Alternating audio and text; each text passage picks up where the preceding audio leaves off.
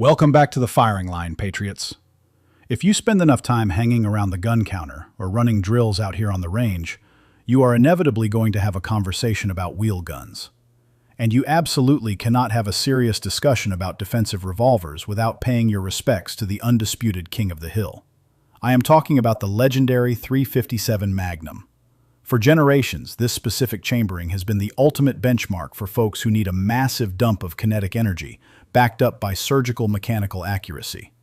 But let me tell you straight up, physics does not hand out charity. Every ounce of that devastating terminal performance comes with a hefty physical toll that the shooter has to manage. This is not just another caliber you casually load into a cylinder. It is a high-pressure powerhouse that demands flawless fundamentals and absolute respect every single time you prep that trigger. So, double-check your backstop, ensure those chambers are empty, and pull up a chair. Today, we are tearing the 357 Magnum down to the studs.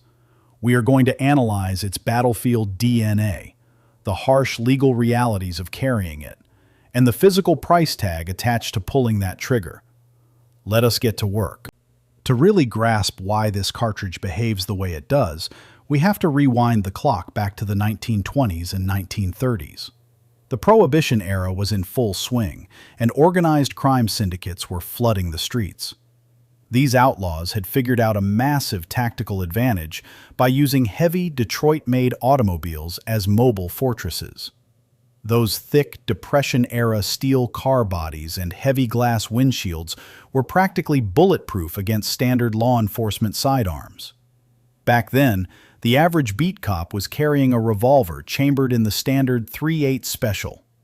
Now, the .38 is a fantastic cartridge, but against a fleeing V8 Ford, those lead slugs were just flattening out and bouncing off the doors.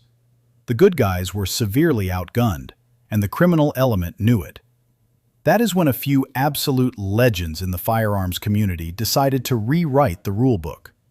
Pioneers like Elmer Keith and Philip Sharp started aggressively experimenting, pushing cylinder pressures to the absolute red line. They teamed up with the brilliant engineering minds over at Smith & Wesson to create a permanent solution.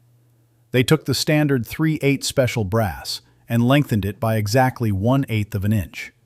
That extra length was a genius safety mechanism, preventing someone from dropping this new high-pressure bomb into an older, brittle revolver that would essentially turn into a hand grenade in their palm. They stuffed that elongated brass with a heavy charge of modern smokeless powder, and in 1935, the 357 Magnum was born. It was an absolute game-changer that punched straight through heavy steel doors and shattered engine blocks. It completely neutralized the automobile as a piece of criminal armor, cementing its place in tactical history forever. So, why does a piece of hardware designed 90 years ago still dominate the concealed carry market today? It all comes down to raw ballistics, but you need to understand that this level of power brings a massive amount of responsibility. Let us look at the numbers. If you are running premium defensive ammunition, say a 125-grain jacketed hollow point from Hornady, you are looking at muzzle velocities screaming past 1,400 feet per second. That is an incredible amount of foot-pounds of energy being delivered to the target. If you are a backcountry woodsman, that means you have the penetration to anchor medium game or stop a four-legged predator in its tracks. If you are in a life-or-death defensive encounter, it provides unquestionable threat-stopping capability. But here is the grim reality of carrying a hand cannon. The exact same barrier-defeating power that punches through vintage auto glass is a massive liability in a modern urban environment. We are talking about the grave danger of over-penetration. If you are carrying a firearm for self-defense, you are legally and morally chained to every single bullet that leaves your muzzle. If your round passes completely through a violent attacker and strikes an innocent bystander in a parking lot, you are going to prison. If you have to defend your home, a missed shot could easily blow through 3 layers of drywall and end up in your neighbor's living room. That is a catastrophic legal nightmare that a responsible concealed carrier simply cannot ignore. Payload selection is everything. Payload selection is everything. The way you control that liability is through strict, deliberate ammunition selection. The .357 Magnum is heavily dependent on the specific load you put in the cylinder. If you live in a densely populated suburb, you have absolutely no business loading up heavy, hard-cast lead flat-nose bullets designed for grisly defense. You need to be carrying top-tier, bonded, jacketed hollow points. These specialized defensive rounds are scientifically engineered to act like parachutes in soft tissue. They expand violently upon impact, dumping all that kinetic energy exactly where it belongs, and drastically reducing the chance of an exit wound. You have to tailor your loadout to your specific environment. And this brings us back to the golden rule of gun safety. You must positively identify your target and know exactly what is sitting behind it. That principle is non-negotiable, whether you are plinking cans with a .22 long rifle or trying to tame a massive .500 Smith & Wesson Magnum. Let us shift gears and talk about accuracy and ergonomics. Mechanically speaking, a quality revolver chambered in .357 Magnum is capable of surgical precision. Because the barrel is permanently pinned to the frame, and you do not have a slide reciprocating back and forth, the gun locks up like a bank vault. From a bench rest, you can easily stack holes on paper out to 50 yards. But extracting that mechanical accuracy under stress requires a shooter who can aggressively manage recoil. And let me be perfectly clear, a full-power .357 Magnum generates a shockwave that will test your grip strength. If you are running a lightweight, snub-nose concealed carry revolver, the felt recoil is downright violent. It snaps the wrist, drives the web of your hand into the backstrap, and makes rapid follow-up shots incredibly difficult to master. For a beginner, that pain translates instantly into trigger flinch, meaning you will start diving the muzzle before the hammer even drops. Then, there is the sensory overload. The muzzle flash on a short-barreled Magnum looks like a localized lightning strike.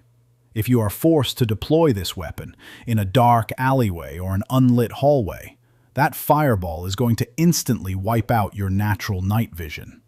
And the auditory exclusion? It is deafening. The concussive blast from a .357 Magnum indoors is literally enough to cause immediate, irreversible hearing loss. It is a concussive wave that you feel deep in your chest. So, how do professional shooters train around these massive physical barriers?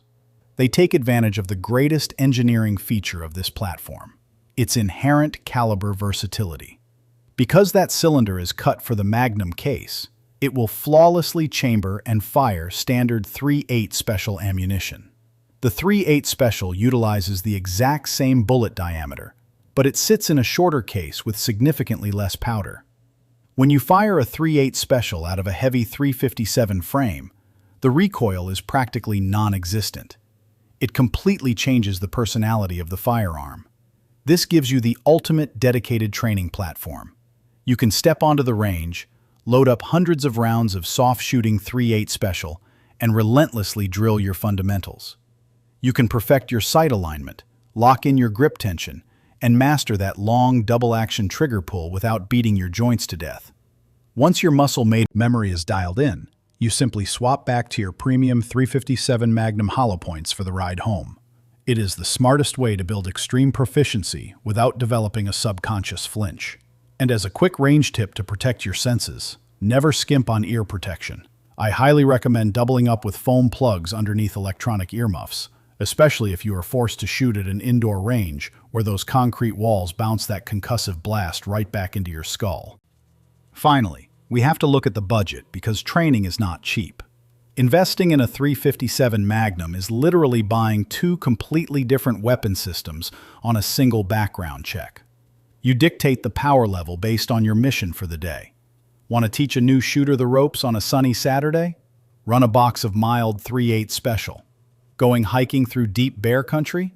Load up the heavy Magnum penetrators. From a financial standpoint, this setup is a massive win for the working-class American. .357 Magnum defensive ammo is definitely going to cost more than standard 9mm, but it will not bankrupt you like a diet of 44 Magnum will. More importantly, because you can do the vast majority of your high-volume repetition training with cheap bulk pack .38 special, your long-term cost of ownership is incredibly low. Plus, you can walk into literally any mom-and-pop hardware store or sporting goods shop from coast to coast and find both of these calibers sitting right on the shelf. You are never going to be stuck relying on an obscure, boutique internet order to feed your primary defensive tool. So, where does that leave us with this iconic piece of American steel? The .357 Magnum is a serious tool for serious practitioners. It is not a magical talisman that solves problems just by pulling it out of the holster. It delivers absolute, uncompromising stopping power for self-defense, provided you are responsible enough to run the correct modern ammunition to mitigate collateral damage. The violent recoil and blinding flash can be intimidating, but the ability to step down to .38 Special makes it one of the most brilliant platforms to learn on and grow with. It is a true chameleon that is just as comfortable in a drop-leg holster in the backcountry as it is sitting in a quick-access safe on your nightstand. But it requires a dedicated student of the gun.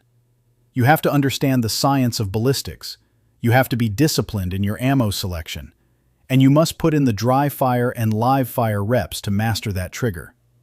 If you respect its capabilities and put in the work, the .357 Magnum remains one of the most formidable and trusted fighting handguns ever engineered. All right, folks, that wraps up our time on the firing line today. If this breakdown helped you rethink your carry rotation or gave you some solid data for the range, do me a massive favor. Smash that like button, subscribe to the channel so you do not miss our next deep dive, and jump down into the comments section. I want to know exactly what wheel gun you are currently trusting your life to. Until next time, keep your powder dry, train hard, train smart, and stay safe out there.